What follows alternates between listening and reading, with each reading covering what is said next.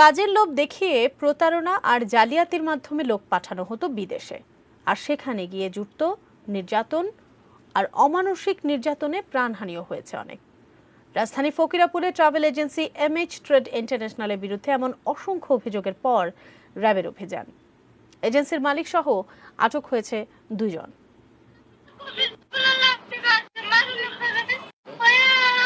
এখন তুই চিন্তা করিস না, মামা যথেষ্ট চেষ্টা করবো তোর এখান থেকে উদ্ধার করার লেগে। আর ভিডিওটি কয়েকদিন আগের।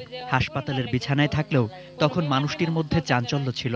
প্রতারিত হওয়ার এক বুক কষ্ট, প্রিয়জনদের থেকে দূরে থাকার দুঃখবোধ ছিল।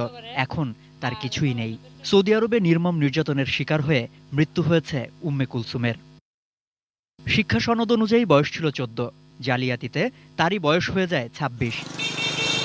এই বয়স দেখিয়েই কুলসুমকে সৌদি আরব পাঠিয়েছিলেন এমএইচ ট্রেড ইন্টারন্যাশনালের মালিক মকবুল হোসেন কাজ পাইয়ে দেবেন বলে। জালিয়াতির ঘটনা প্রকাশের পর মকবুলের খোঁজে র্যাব। দিনে দিনে তার বিরুদ্ধে অভিযোগের পাল্লা ভারী হয়। অবশেষে মকবুলের ট্রাভেল এজেন্সির কার্যালয়ে র্যাবের অভিযান। আটক করা হয় মকবুল এবং তার সহযোগী পারভেজকে। মকবুলের যে বাইক না, তার সাথে আমার কথা হয়েছে।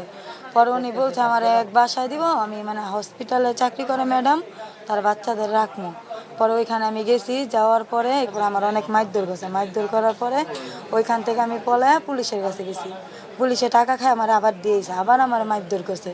অভিযানে বেশ কিছু পাসপোর্ট, জন্ম সনদ জালিয়াতিতে ব্যবহার করা ইউনিয়ন পরিষদ চেয়ারম্যানের ভুয়া সিলও উদ্ধার করা হয়। আমার আইন অনুযায়ী আমি একটা মেয়েকে যখন পাঠাবো, তাকে আবার ফেরত আসা পর্যন্ত আমার দায়িত্ব। এটা আমার না, সমস্ত লাইসেন্স রিক্রুটিং এজেন্সির মালিকদের দায়িত্ব। আপনি কি সেটা করেছেন?